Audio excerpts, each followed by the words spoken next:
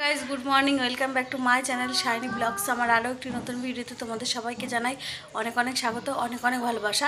আজকে হচ্ছে জামাই ষষ্ঠীর পরের দিন। তো সকালবেলা ঘুম থেকে উঠে গেছি দেখো, আর ছেলেটা আমার এখনও বিছানা ছাড়ছে না, ঘুম থেকে উঠে গেছে।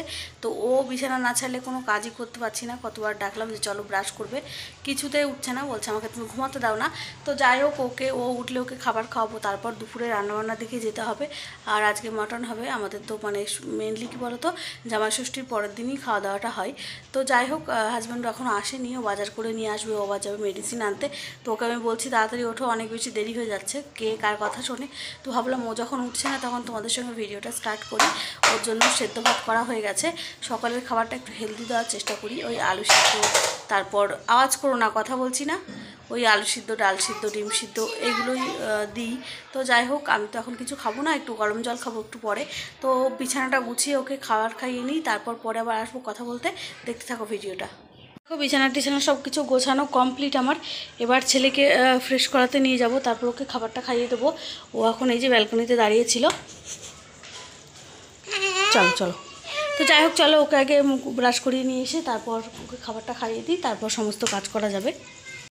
আজকের দিনে যদিও বা ইচ্ছা থাকে যে অনেক রকম রান্নাবান্না করব, খাওয়া দাওয়া করব, কিন্তু সত্যি কথা বলতে হয়ে ওঠে না। যদি আমার ছেলেটাকে দেখার মতো কেউ থাকতো তাহলে হয়তো হতো।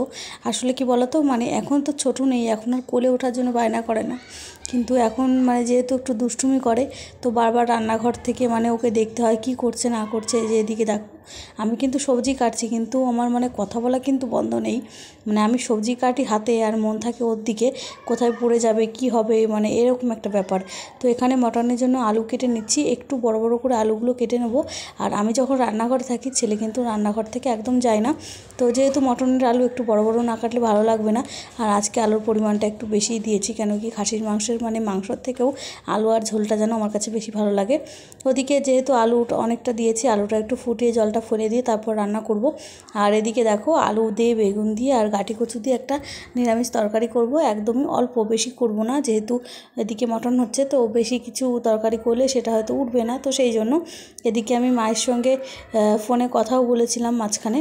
তো ওরাও রান্নাবান্না করছে, তো ভিডিও কলে দেখলাম, তারপর ফোন রেখে দিলাম।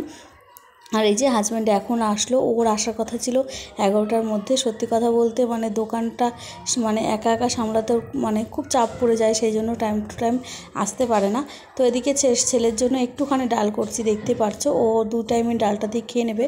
মাংসটা আলাদা করলাম না আজকে, এমনি মাংস আলু ওগুলোও তো খেতে পারবে, কিন্তু ঝোলটা যেহেতু একটু ঝাল হবে, তো সেই জন্য ঝোলটা দেবো না, ডালটা দিয়ে ভাতটা মাখিয়ে ওকে খাইয়ে দেবো। আর একটু আলুর চিপসও ভেজেছিলাম, সেটা দেখানো হয়নি। তো এই যে আলুগুলোকে এবার একটু ভালো করে ভেজে নিচ্ছি। আর আলুগুলো কিন্তু একদমই সিদ্ধ হয়নি, সিদ্ধ হয়ে গেলে ভালো লাগবে না। জাস্ট ওই 5 মিনিট মতো একটু ফুটিয়ে আলুর যেই ভেতরের জলটা থাকে সেটা বের করিয়ে নিয়েছি, এটাই আর কি। এইভাবে খেলে অতটাও ক্ষতি হয় না আমাদের শরীরে। তো যাই হোক, এদিকে দেখো মটনটাকে ভালো করে ধুয়ে পরিষ্কার করে দিল, হাজব্যান্ডই দিল। তো এখানে আমি মটনটাকে একটু পেঁয়াজ আর একটু সর্ষে তেল, লবণ আর হলুদ দিয়ে 2-3টে সিটি মেরে নেবো, যাতে একটু নরম হয়ে আসে, কিছুটা সেদ্ধ হয় আর কি।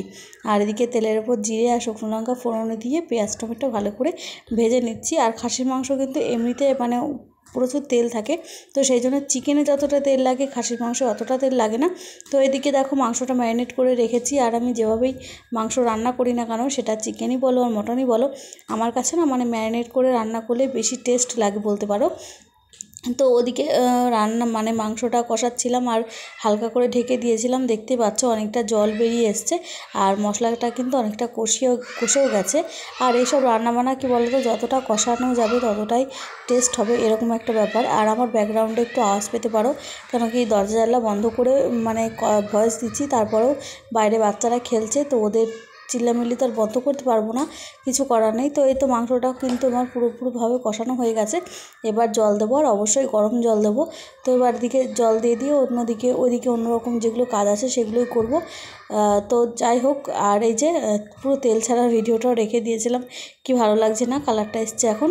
তো এইবার আমি জল দেবো। যাই হোক, তো তারপর ওদিকে ছেলেকে স্নান করানো আছে, ঘর টর মোছা, সেসব কাজ তো থাকেই, বুঝতে পারছো। এবার এই যে দেখো রান্না কমপ্লিট। আর ওই যে প্রথমে বললাম, খাসির মাংসের থেকেও আলু ঝোলটা যেন বেশি খেতে ভালো লাগে আমার কাছে, এই জন্য একটু ঝোলটা বেশি রাখি।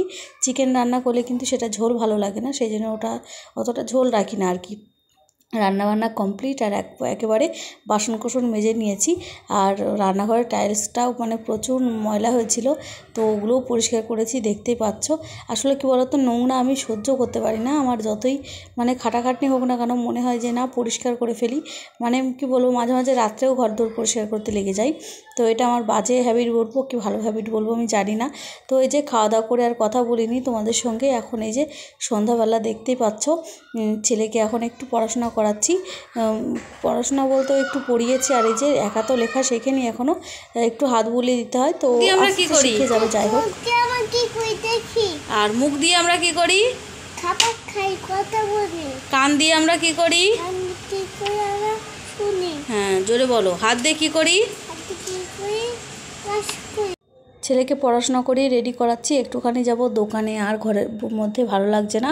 আর যেদিন আমি দোকানে যাই সেদিনকে মানে সন্ধ্যার পড়ানোটা ছেলেকে বিকেলে পড়িয়ে নিই। আর দেখতে পাচ্ছ হাজব্যান্ড কিন্তু মানে এখন কি বলবো, সন্ধ্যাবেলাটা অনেক ব্যস্ত থাকে, তোমাদেরকে আগেও বলেছি। মানে একা যেহেতু সামলাতে হয়, ওই জন্য দেখতেই পাচ্ছ কতটা ব্যস্ত থাকে। তো সেই জন্য যে ওকে দিয়ে ছেলেকে বলবো একটু নিয়ে যেতে, সেটা সম্ভব হয় না, কারণ আমি জানি ও দোকানে প্রচুর ব্যস্ত থাকে।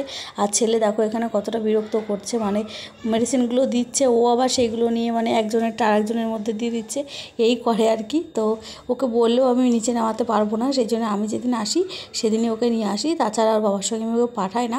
তো যাই হোক, চলো কী আর বলবো। আর এই মেডিসিনটাও আমাকে বললো ফেলে দিই, তো ওই মেডিসিনটার আর ডেট নেই, সেই জন্য আমাকে ফেলে দিতে বললো, ফেলে দিলাম। তো তাই যাই হোক বন্ধুরা, আজকে ভিডিওটা আর কন্টিনিউ করিনি। আজকের জামাই ষষ্ঠীর পরের দিনটা আমাদের এভাবেই কাটলো। তোমাদের কেমন কাটলো অবশ্যই কমেন্টের মাধ্যমে জানাতে পারো। তো চলো আজকের মতো বাই, অন্য কোনো ভিডিওয়ে আবার দেখা হবে।